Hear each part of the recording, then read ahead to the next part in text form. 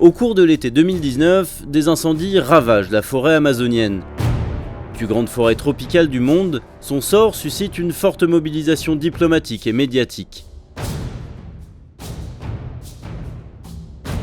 Mais dès la mi-août, des internautes et des personnalités politiques, au premier rang desquels Emmanuel Macron, s'inquiètent de la situation de l'autre côté de l'Atlantique. L'Afrique subsaharienne serait elle aussi en train de brûler dans l'indifférence mondiale. Une situation qui pourrait être d'autant plus catastrophique que la région abrite le bassin forestier du Congo, la deuxième plus importante forêt tropicale de la planète. Alors, qu'en est-il réellement ? D'abord, une partie de l'Afrique subsaharienne brûle effectivement, mais ce n'est pas la forêt tropicale congolaise. L'immense majorité des flammes se trouve plus au sud, sur une partie du Congo, mais surtout en Angola, en Zambie, en Tanzanie, ainsi qu'au Malawi et au Mozambique. Si l'on regarde le nombre d'incendies recensés, ils sont effectivement plus nombreux en Afrique subsaharienne qu'en Amazonie. Entre le 1er et le 15 août 2019, les satellites de la NASA ont signalé un peu plus de 250 000 feux dans la forêt d'Amérique latine, contre près de 550 000 en Afrique subsaharienne. Mais pour la région, c'est une situation relativement habituelle, car les causes des incendies sont bien différentes des deux côtés de l'océan.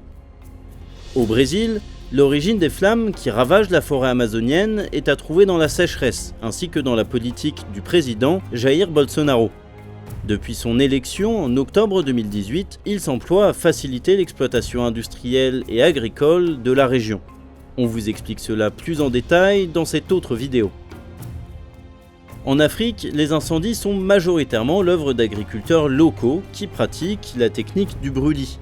Elle consiste à incendier volontairement un terrain destiné à être cultivé. Le feu, normalement contrôlé, permet de défricher une zone et libérer des nutriments qui vont enrichir la terre. Dans une étude récente, des chercheurs ont d'ailleurs estimé qu'une partie du phosphore produit par les feux en Afrique subsaharienne participait même à fertiliser la forêt amazonienne. Mais cette pratique, bien qu'ancestrale, est lourde de conséquences. En plus de dégrader la qualité des terres sur le long terme, les feux peuvent facilement échapper au contrôle des agriculteurs et brûler des zones bien plus grandes que prévu. Ces problématiques locales se répercutent alors à l'échelle planétaire.